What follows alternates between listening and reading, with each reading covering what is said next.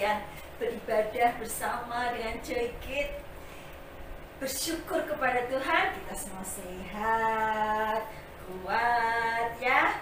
Ada yang sudah makan, ada yang sudah mandi, ada yang belum mandi, ada yang belum makan. Ayo makan, nanti kita makan setelah ibadah ya. Puji Tuhan, nama Tuhan. Walaupun kita belum bisa bertemu di gereja, kita masih bersyukur kita bisa bertemu baik lewat HP maupun lewat TV. Berdoa aja, suatu hari kita akan kembali beribadah di gereja. Amin ya. Adik-adik, sebelum kita mulai menyanyi, kakak mau ajak bermain. Ini permainannya. Kalau kalian nonton sama kakak atau adik, kalian bisa bermain bersama. Kalian bisa lihat kakaknya tadi. Nah gini ya, kalau kakak bilang tangan, kalian harus jalan di tempat atau lompat-lompat. Kalau kakak bilang kaki, kalian harus tepuk tangan. Oke, kalau kakak bilang tangan, kalian harus gerakkan kaki. Boleh jalan di tempat, boleh lompat-lompat ya. Kalau kakak bilang kaki, kalian harus tepuk tangan. Oke. Yang kedua, kalau kakak bilang kepala, kalian bilang pegang perutnya. Kalau kakak bilang perut, kalian pegang kepala. Oke, bisa? Ya. Siap? Siap? Ya. 1, 2, 3. Kaki. Oh, kaki. Ayo kaki. Kepala. Ayo kepala. Perut. Ini pegang apanya? Perut. Tangan. Ya, siapa yang betul semua? Yang benar semua angkat tangan. Ya, tepuk tangan buat kalian semua ya. Oke, kita akan menyanyikan lagu Yesuslah Engkau penolongku. Saat aku takut, saat kalian takut, datang kepada Yesus. Pegang tangan Yesus, serukan Yesus, Engkau penolongku. Takut kita akan hilang. Amin. Yesuslah penolongku, Yesus tempat aku berlindung. Saat ku rasa takut, pegang tangan Yesus, hilang takutku. Yesuslah penolongku, Yesuslah penolongku, Yesus tempat aku berlindung. Saat ku rasa takut, pegang tangan Yesus, hilang takutku. Ku terima berkat-Mu, ku terima berkat-Mu, ku terima janji-Mu, ku terima hidup yang penuh, ku terima hidup yang kekal.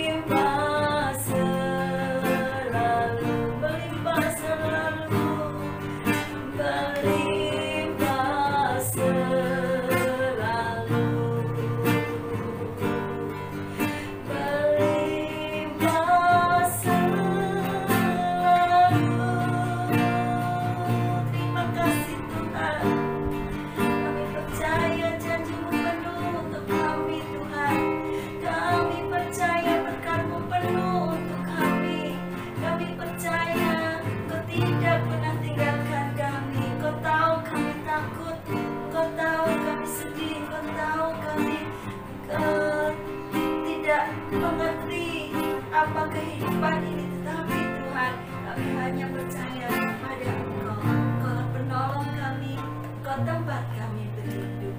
Kami mau berjalan selalu bersama denganmu. Haleluya, amin. Yes, luar biasa ya. Tuhan Yesus kita luar biasa. Tidak pernah tinggalkan kita sendirian, tidak pernah tinggalkan kamu sendiri, tidak pernah tinggalkan kakak juga sendiri.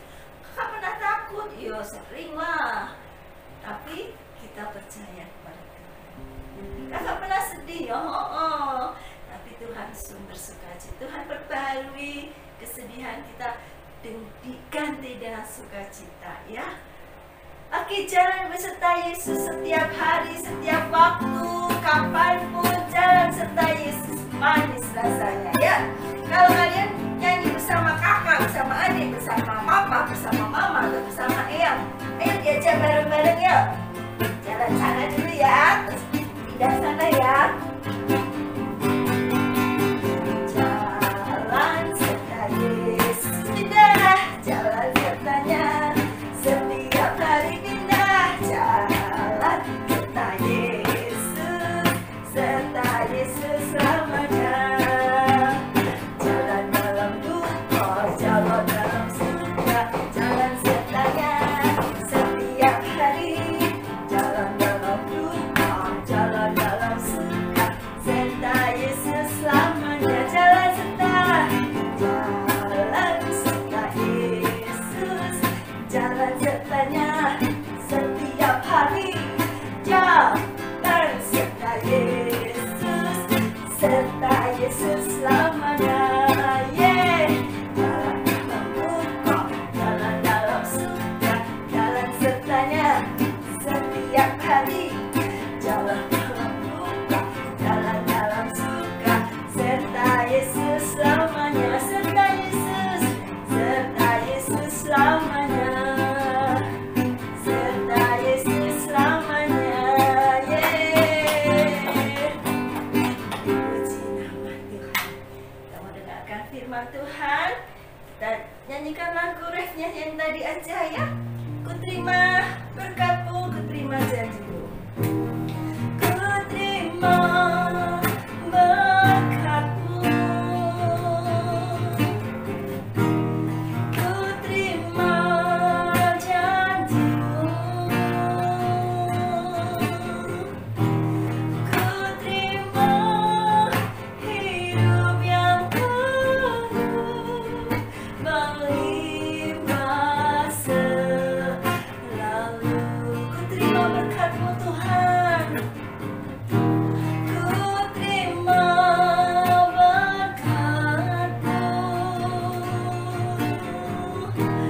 Ku terima janji-Mu.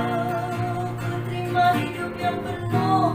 Ku terima hidup yang penuh melimpah selalu, melimpah selalu, melimpah selalu, melimpah selalu. Haleluya, amin.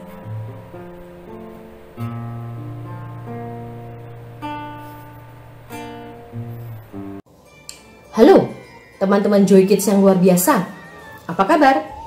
Perkenalkan, nama saya Detektif D. Detektif D adalah seorang detektif yang menolong orang-orang dalam memecahkan masalah-masalah yang misterius yang terjadi di sekeliling kita. Hari ini, Detektif D membutuhkan bantuan kalian untuk memecahkan sebuah masalah yang sangat misterius dan sangat menarik. Apakah kalian siap untuk menolong Detektif D?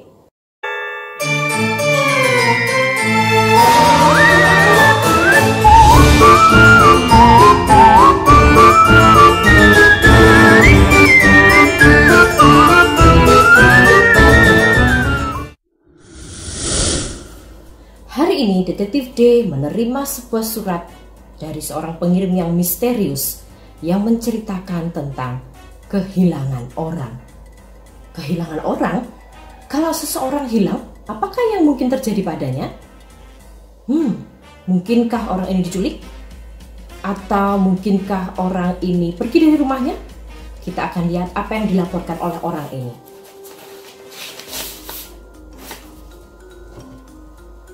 Wow, sangat menarik teman-teman.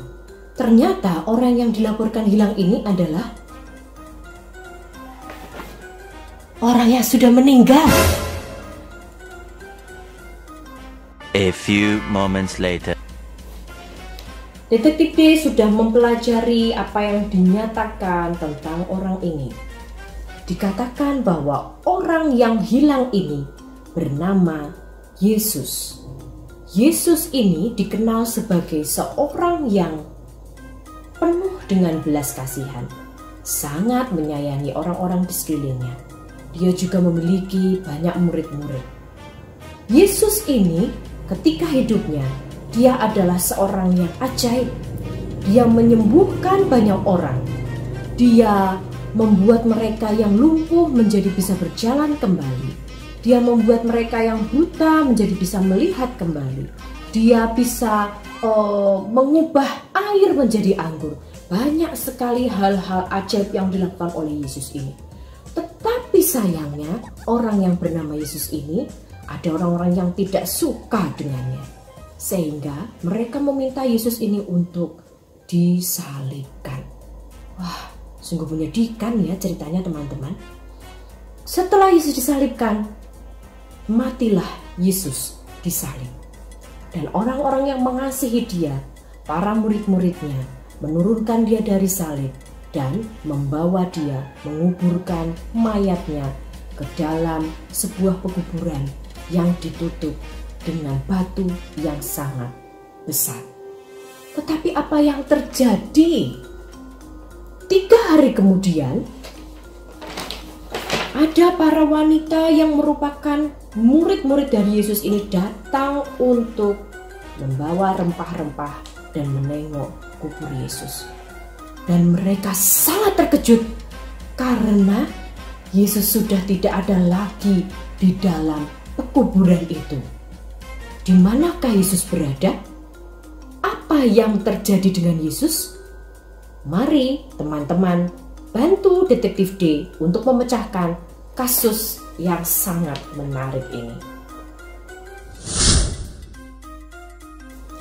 Jika kita ingin memecahkan sebuah kasus misterius, ada 2 hal penting yang akan sangat menolong kita untuk memecahkan kasus ini. Tetapi Detektif D membutuhkan bantuan teman-teman Joy Kids untuk memecahkan huruf-huruf yang bisa terbaca di antara huruf-huruf ini. Banyak sekali hurufnya ya. Detektif D sangat bingung. Bisakah teman-teman menolong Detektif D untuk mencari 2 kata yang akan menolong kita untuk memecahkan sebuah kasus? Apakah 2 kata itu? Nah, teman-teman yang sudah bisa membaca, tolong Detektif D ya.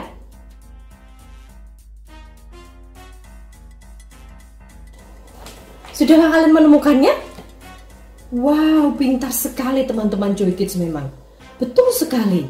Ternyata 2 hal yang sangat menolong kita untuk kita bisa memecahkan kasus adalah yang pertama, bukti. Oh, bukti. Betul. Lalu apakah yang kedua? Oh, yang kedua ternyata adalah saksi. Luar biasa teman-teman. Terima kasih ya. Kita akan mencari 2 hal yang penting ini. Bukti dan saksi. Saya menemukan sebuah hal yang menarik. Coba deh kita lihat gambar yang ini. Menurut teman-teman, apa yang aneh dari gambar ini? Apakah kita bisa menemukan sebuah petunjuk dari gambar ini? Petunjuk apakah itu? Gambar ini adalah gambar sebuah pekuburan, tempat di mana Yesus dikuburkan. Tetapi kubur ini kosong. Yesus sudah tidak ada lagi di dalam kubur itu. Dan petunjuk yang lain menunjukkan bahwa kain pembungkus tubuh Yesus sudah terlipat di dalam kubur itu. Ini menarik teman-teman. Ini memberikan petunjuk kepada kita bahwa Yesus sudah tidak ada lagi di tempat itu. Di manakah dia? Apa yang terjadi dengan Yesus? Sepertinya kita membutuhkan petunjuk yang lain. Mungkin kita membutuhkan saksi. Coba kita akan mendengarkan kesaksian dari seseorang yang pagi-pagi itu datang untuk melihat kubur Yesus dan menemukan sesuatu yang sungguh ajaib. Kita akan mendengarkan dari Maria Magdalena. Jadi hari Minggu itu pagi-pagi benar aku dan beberapa teman-temanku datang ke kubur Yesus membawa rempah-rempah. Tetapi sampainya di sana kami melihat batu yang menutupi kubur Yesus sudah terguling. Padahal batu itu besar sekali. Dan ketika kami masuk, kami tidak mendapatkan mayat Tuhan Yesus. Kami jadi bingung dan sedih di manakah Tuhan Yesus berada. Saat itulah tiba-tiba kami melihat ada 2 orang berdiri dekat kami memakai pakaian yang berkilau-kilau. Kami sangat takut, tetapi kedua orang itu berkata kepada kami, "Mengapa kamu mencari Dia yang hidup di antara orang mati? Ia tidak ada di sini. Ia telah bangkit. Ingatlah apa yang dikatakannya kepada kamu ketika Ia masih di Galilea, yaitu bahwa Anak Manusia harus diserahkan ke tangan orang-orang berdosa dan disalibkan dan akan bangkit pada hari yang ketiga." Wah, kami sangat terkejut saat itu. Wow, kita menemukan kesaksian yang sangat menarik. Maria Magdalena berjumpa dengan para malaikat yang mengatakan bahwa Yesus sudah bangkit. Bahkan Maria Magdalena mengatakan dalam kesaksiannya kalau dia juga berjumpa dengan Yesus sendiri yang mengatakan bahwa aku sudah bangkit, kata Yesus seperti itu. Ternyata mayat Yesus tidak hilang. Mayat Yesus tidak diambil oleh orang, melainkan Yesus bangkit dari kematiannya. Ini adalah sesuatu yang ajaib kan teman-teman? Kita membutuhkan bukti dan kesaksian yang lain yang akan menolong kita untuk meyakinkan bahwa Yesus memang bangkit dari kematiannya. Meanwhile, suatu malam kami para murid berkumpul di suatu tempat. Kami mengunci semua pintu karena kami takut kepada orang-orang Yahudi. Tiba-tiba datanglah Yesus berdiri tengah-tengah kami dan berkata, "Damai sejahtera bagi kamu." Lalu Tuhan Yesus menunjukkan tangannya dan lambungnya kepada kami. Kami senang sekali, ternyata Yesus benar-benar hidup. Dia pun juga menunjukkan dirinya kepada Thomas. Dia adalah seorang murid yang ragu. Ketika dia melihat bekas paku yang ada di tangan Yesus, Thomas pun menjadi yakin bahwa Yesus telah bangkit dari kematian. Haleluya, Tuhan kami sungguh Tuhan yang hidup. Tidakkah tadi teman-teman mendengarkan sebuah cerita yang luar biasa dari para muridnya? Mereka menceritakan sesuatu yang ajaib. Ketika mereka ada di sebuah ruangan, tiba-tiba Yesus ada di situ. Bahkan ketika ruangan itu tertutup semuanya, Yesus dengan ajaibnya masuk ke dalam ruangan itu dan menunjukkan kepada mereka bukti yang sungguh luar biasa. Apakah itu? Coba kita lihat di dalam gambar ini.